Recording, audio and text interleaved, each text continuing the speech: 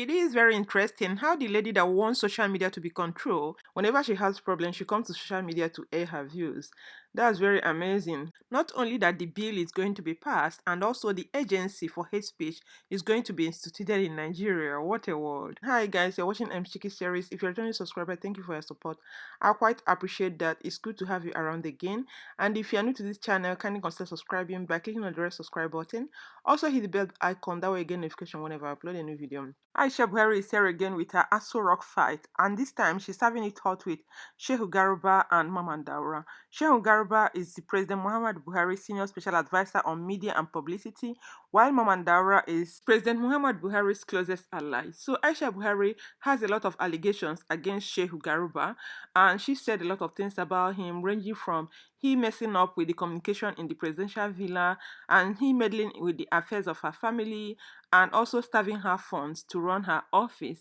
The reason why I'm making this video is because Aisha Buhari is of the opinion that social media should be controlled.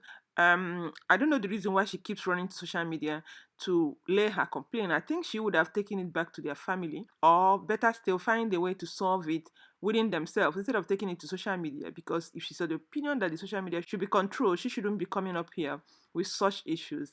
And I'm not the only one that shares in this opinion. There are other comments from Nigerians who have the opinion that she shouldn't even come up to social media to talk about anything. So when you look at your screen, you see some of the comments from Twitter of Nigerians reacting to Aisha Buhari's attack on Garba, Shehu and Mamman Daura. She also explained to Punch newspaper the origin of the viral leak video about her being locked out in the presidential villa. She said that actually she was the one, but she wasn't locked out of the villa like people were saying it.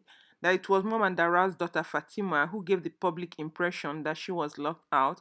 I think that video trended during the time people were talking about President Buhari getting another wife. According to her, Shehu Garba took over a part of the presidential villa where he lived for almost 4 years.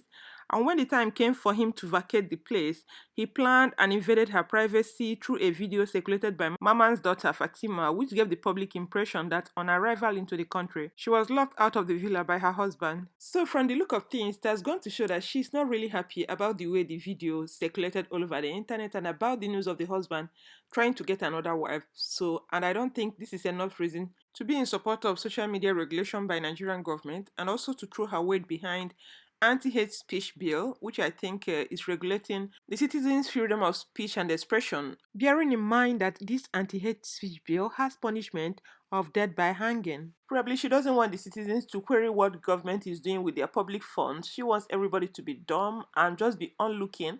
Whatever government does, everybody will accept that. But Madam Face Lady, you should know better, because all the while you've been using this social media to fight your battle online and also get public support for your agenda. I don't know the reason why you and your daughter Zara should be at the forefront of this.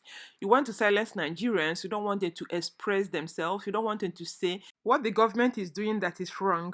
This is a clear evidence that the ruling class doesn't care about the ordinary people. They are there for what concerns them, what will benefit them and their family. They don't care how ordinary person feels. And it is obvious that Aisha cares less whether Nigeria is operating democratically elected government. She prefers it to a military regime where they can be dishing orders to Nigerians and treat them whichever way they like. So if she can come on national television to say that she supports control of Nigerians on social media, that means she wants people to seal their lips. But she is quick to come to social media to share the drama and fight that go on in Aso Rock. Then people take her to be sharing a lot of things, but when you look at it critically, you see that she doesn't share anything, because most of the things she talks about are things that concern her. I would like her to push more, to talk more about things that concerns the welfare of all Nigerians, the things that talk about giving Nigerians infrastructure and be well developed like the China she's comparing Nigeria with. If China can control 1.8 billion people on social media, I've seen no reason why Nigeria should not attempt controlling only 180 million people. Death penalty.